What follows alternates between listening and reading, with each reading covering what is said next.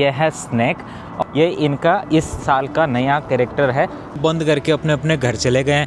अब देखो पूरी सड़कें खाली हो चुकी है। जितनी भी खाली जगह होती है उनमें सब में यहाँ इस तरीके के बैनर लगा दिए जाते हैं। नए साल के ऊपर ये लोग संतरे का पौधा लेके जाते हैं, अपने घर के बाहर लगाते हैं। सेन्यन ख्वाइला, ख्वाइला। ये जो चाइनीज न्यू ईयर है इसको हजारों साल से मनाते आ रहे हैं ये चाइना के लोग। लंदा, हाँ। और ये इनके कल्चर में है, इस तरीके से इसका जो हेड है उसके ऊपर ऐसे हाथ फिराते हैं।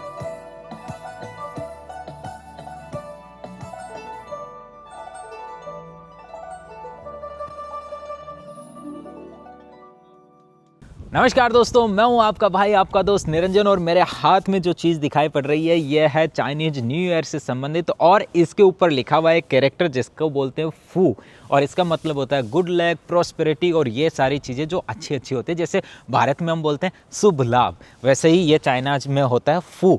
फिलहाल यहाँ चल रहा है नया साल। आज है नए साल का इवनिंग, जिसके अंदर सब लोग, घर के लोग जितने भी सदस्य होते हैं वो बैठ करके खाना खाते हैं। चाइना के अंदर अगर कोई कहीं भी जॉब कर रहा है या पढ़ाई कर रहा है, आज के दिन तो वो अपने घर पहुंच ही जाता है और शाम को डिनर एक साथ करते हैं, और फिर अगले 5-7 दिनों के लिए वो एक दूसरे के घर जाते हैं। जैसे अपने दिवाली का अगला दिन होता है ना, लोग एक दूसरे के घर जाते हैं, वैसे बहुत सारा कल्चरल सिमिलरिटीज़ अपने दिवाली और इनके नए साल में मिलती है। फिलहाल इस वीडियो में डिटेल से बताता हूँ चाइना का जो कल्चर है उसमें नए साल का अपने दिवाली से कैसा कनेक्शन है, और भारत की दिवाली और चाइना का कल्चर के अंदर मतलब जो सिमिलरिटीज़ है वो क्या है। वो चलते एक एक चीज़ पे बात करते हैं, क्या और कैसे होता है। लेट्स गो विथ मी।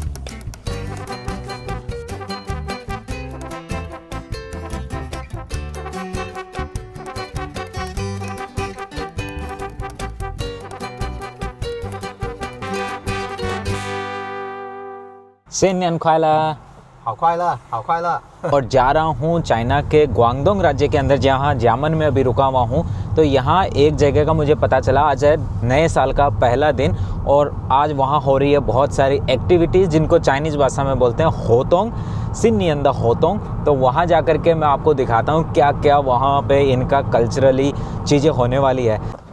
यहाँ पे एक्टिविटी की वजह से जो मेन रोड है उसको रोक दिया गया है, व्हीकल जाने नहीं दे रहे, तो टैक्सी को यहीं पे हम बाय बाय बोल देते हैं और अब पैदल चलते हैं। बाय बाय सिफू सिंखुला नागा चेसु इशा, हाँ चेसु लमा, हाँ शीशे शीशे। चेसुला का मतलब है, मैंने इनको चाइनीज़ भाषा में कहा कि भाई साहब जो हमारी राइड थी उसको पूरा कंप्लीट कर देना राइड, तो मैं पेमेंट कर दूंगा उसका। तो इस तरीके से आप भी चेसुलमा ये सब बोलते हैं, चेसुलमा, तो मतलब आपने राइड को पूरा कर दिया ना, कंप्लीट कर दिया ना। फिलहाल सामने का नज़ारा बहुत ही खूबसूरत आ चुका है दोस्तों। ये देखो सामने इधर ये जो छोटी छोटी लाल लाल गाड़ियाँ दिखाई पड़ रही है, ये यहाँ की लोकल ट्रांसपोर्टेशन वाली बसें हैं। जो रोड्स पे दुकानें हैं सबके ऊपर नए साल की जो डेकोरेशन वाला आइटम है वो सभी लगे हुए हैं। तो यहाँ भी अच्छी रौनक हो रखी है, लोग घूमने के लिए आ रखे हैं, मतलब ये यहीं के लोकल लोग हैं। फाइनली वो जगह आ चुके हैं, इसको बोलते हैं क्वांगछांग, मतलब कि इसको वैसे तो वनहुआ क्वांगछांग बोलते हैं चाइनीज़ भाषा में, जिसका शाब्दिक अर्थ अगर ट्रांसलेट करो तो हिंदी भाषा में होता है कल्चरल स्क्वायर। और यहाँ पे देखो ये सभी बोर्ड लगे हुए हैं, ये सामने लिखा हुआ है हैप्पी न्यू ईयर। ये जो चाइनीज न्यू ईयर है इसको हज़ारों साल से मनाते आ रहे हैं ये चाइना के लोग, और पहले इसको न्यू ईयर बोला जाता था। फिर जो 1912 के करीबन जो यह अंग्रेजी कैलेंडर जब आता है तो न्यू ईयर तो 1 जनवरी हो गया, लेकिन इसको फिर इन्होंने स्प्रिंग फेस्टिवल नाम दे दिया।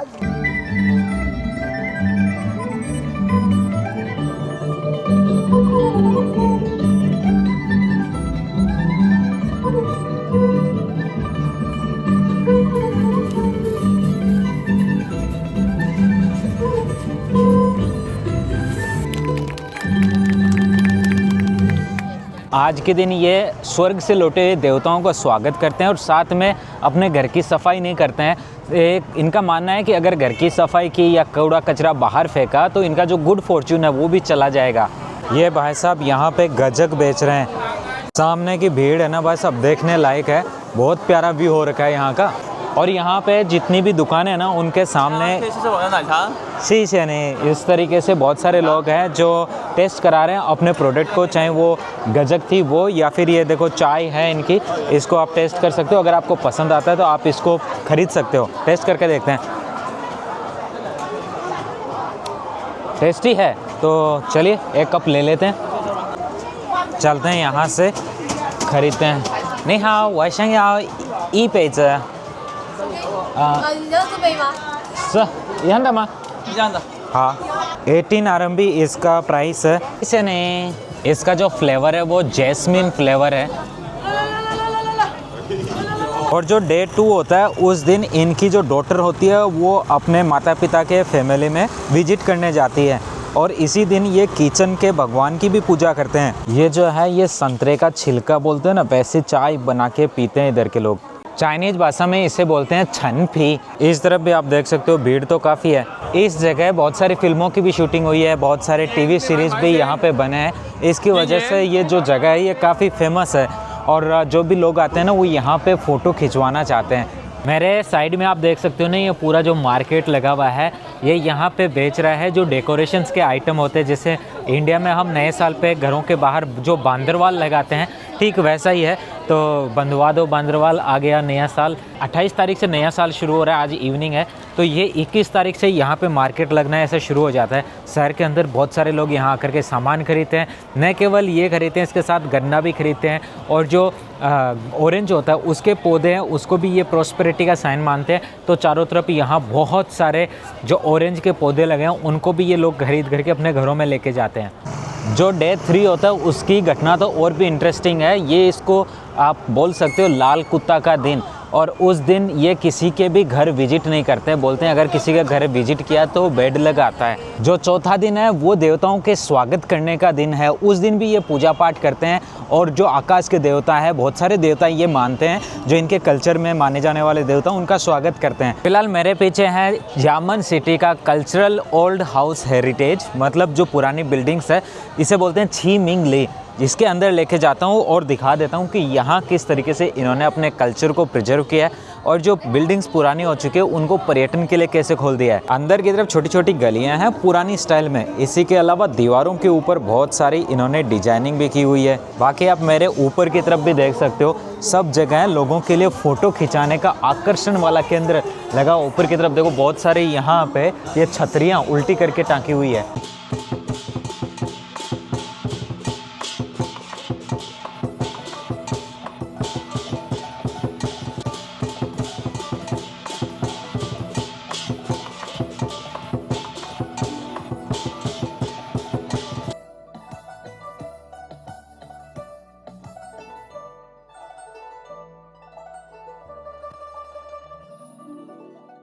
जो डे 5 है उसको पुआ ऊ डे भी बोला जाता है। इस दिन जो बिजनेस है वो भी वापस से खुलना शुरू हो जाते हैं। और डे 6 को जो देवता घर इन्होंने बुलाए थे ना पहले दिन दूसरे दिन और इनकी पूजा करके, उन देवताओं को वापस भेजने का दिन होता है। इस दिन घर की सफाई भी करते हैं और पूजा पाठ भी करते हैं।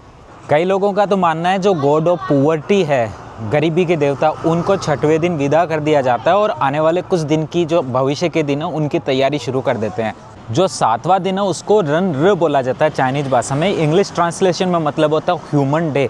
इस दिन का मानना है कि मनुष्य की उत्पत्ति इसी दिन हुई थी। इसी के साथ जो 8वां दिन है उसको ये बोलते हैं कि ये वह दिन है ज्वार के जन्मदिन के तौर पे मनाते। वो यहाँ चाइना में ज्वार एक मेजर फसल रही है प्राचीन काल से, तो उसका प्रादुर्भाव इस दिन हुआ था। तो इस दिन ये अपने कृषि देवता को अपने जो फसल है उसको अर्पित करते हैं और प्रार्थना करते हैं कि भविष्य में जितनी भी फसल हो वो एक बढ़िया फसल निकल के आए और लोगों को बढ़िया प्रोडक्शन मिले। चाइना में ये पेपर कट करके अलग अलग डिजाइन बनाए जाते हैं और ये बहुत ज़्यादा फेमस है चाइना के अंदर। इस तरफ प्रोग्राम हो रहा है और इस तरफ इन्होंने बैठने की जो व्यवस्था दी ना लोगों के लिए, जो नॉर्मल टाइम में कभी भी लोग आके बैठो, बहुत ही प्यारी है। दोस्तों, जिस देश में नदी को माता मानते हैं उस देश की नदी और जिस देश में नदी को नदी मानते हैं उसकी नदी में फ़र्क देख लो।